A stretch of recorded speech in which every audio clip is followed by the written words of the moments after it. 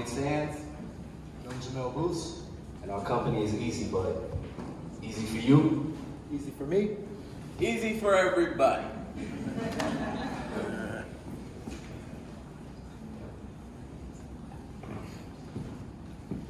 So the problem we are looking to solve is access to information / purchasing, which is contingent upon human interaction. And how we look to solve this is to have an online app that streamlines the cannabis information and purchasing process by creating an interactive cannabis-themed community with visibility in our real-time inventory through vending machines.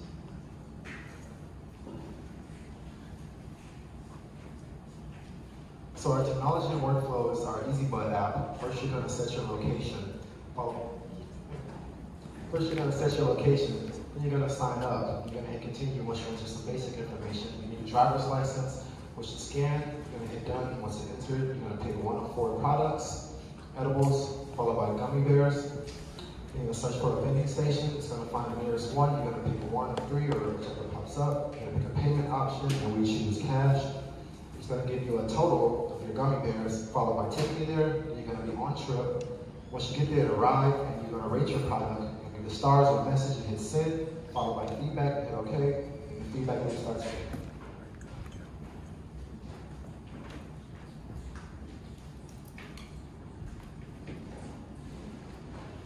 Our business model is to buy wholesale cannabis products from locally sourced manufacturers, and the way we do our pricing is fair market, dynamic pricing based upon location and product availability. We also are looking to do enabling in-app purchases and also collecting product review data and market trends.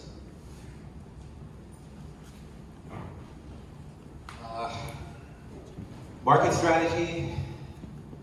We're talking about locations. We want Easy Bud locations like dispensaries, in liquor and convenience stores, and also in cafes.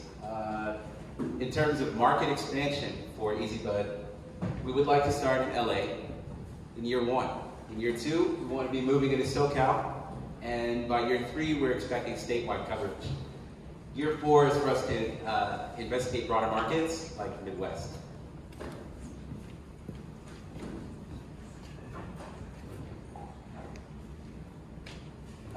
In terms of our competitors, the Easy Bud product is something we would consider holistic, but there are several competitors that occupy different segments of the markets that we hope to cover with our one product. Those are location services like you find like Weed Maps. There are vending machines that sell cannabis products like kiosk, and then there are order pickup services like Split Bud, which allows you to do your ordering over online, and then you can pick it up from the dispensary. So our total timeline is going to be 6 to 12 months.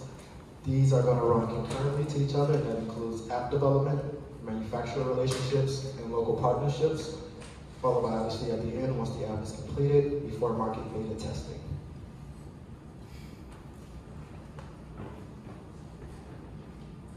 That is all. So I am Jonathan Gooden, Dwayne Sands, and I'm Jamel Booth, and we are Easy Bud. Easy for you. Easy for me. Easy for everybody.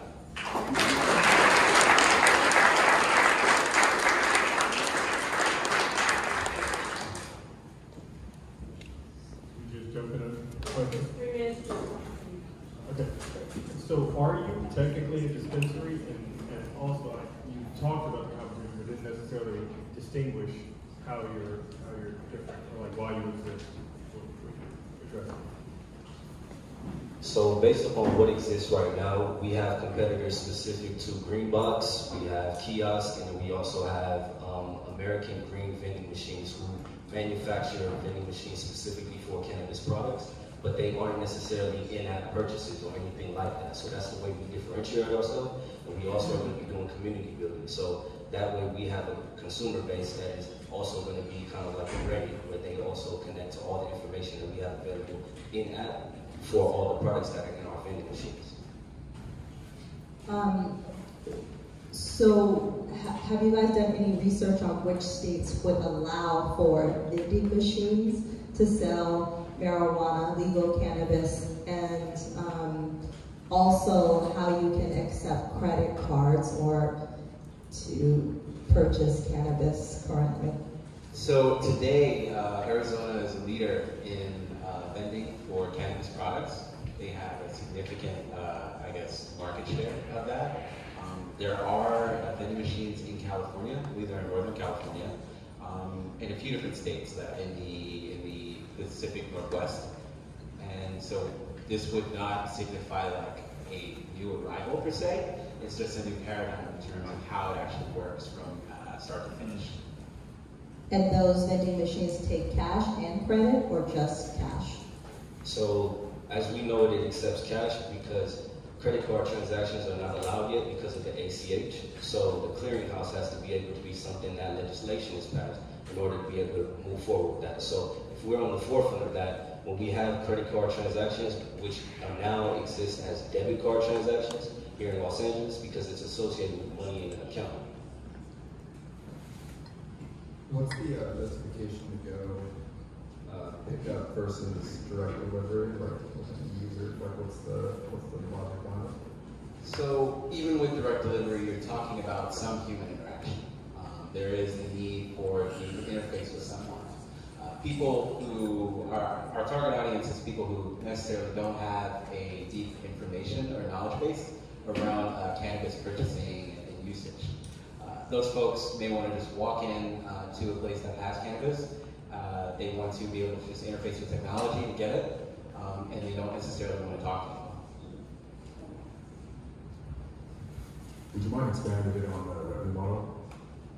Sorry. The revenue model? Revenue model. So as it stands right now, you can only sell merchandise within the cannabis industry that is grown or manufactured within that state. So we have to locally source things within California or in Washington or in Washington, D.C., et cetera, et cetera. And for dynamic pricing, we also are taking into account that some items are going to be perishable. So within that, fair market rates are dictated by the market trends, but then also with our machine, we're looking to create smart technology that looks to give people updates when things in our vending machine system seem to be kind of on the tail end of expiration. Idea about cost. Like, what does a vending machine cost? Do you have to pay someone to put the vending machine in? Do you have to convince someone that, hey, it's okay to have this vending machine? The cost of building the software, just some rough numbers. Traditional vending machines vary in cost. I mean, they can start anywhere around $500. What we're talking about are machines that are capable of requiring like some sort of an identification scheme, and those are, I think they're upwards of like $5,000 more, like $10,000, something like that. And can you explain how you're going to get across people using either fake IDs or using an older sibling's ID? How do you validate the person who is purchasing at that vending machine is in fact who they say they are? Gotcha. So within our app, in creating your profile, we have a two-step verification process. So you have to scan your front and the back of your government-issued ID or driver's license, and then there's a grace period where we are able to then verify who you are and also attach that associated with a photo that you take in connection with what you upload. But then also, before you're able to make a purchase at our vending machine, you have to have a verified account in the app. So now, well, within that, if your 10-year-old niece decides to take your verified account and go to the vending machine, there's also going to be photo recognition at the vending machine. So if there are any discrepancies or anomalies with the photo that's taken of the person trying to do the pickup, the transaction will be canceled and then the money will be refunded to the card. But then there also is different technology with vinyl scanning with thumbs or different things with your vein that are coming into play. But if we're going to introduce something that's our proprietary software, then that will be something that we will have to develop in beta testing. Do you need to be a dispensary? Do you require a license? And if so, what are the costs associated with that? You don't need to be a dispensary. You do need to be a California or whatever state marijuana licensed person. But I don't think you need to be a dispensary. How are you planning on getting the word out about this kind of thing? Like, what's the marketing strategy?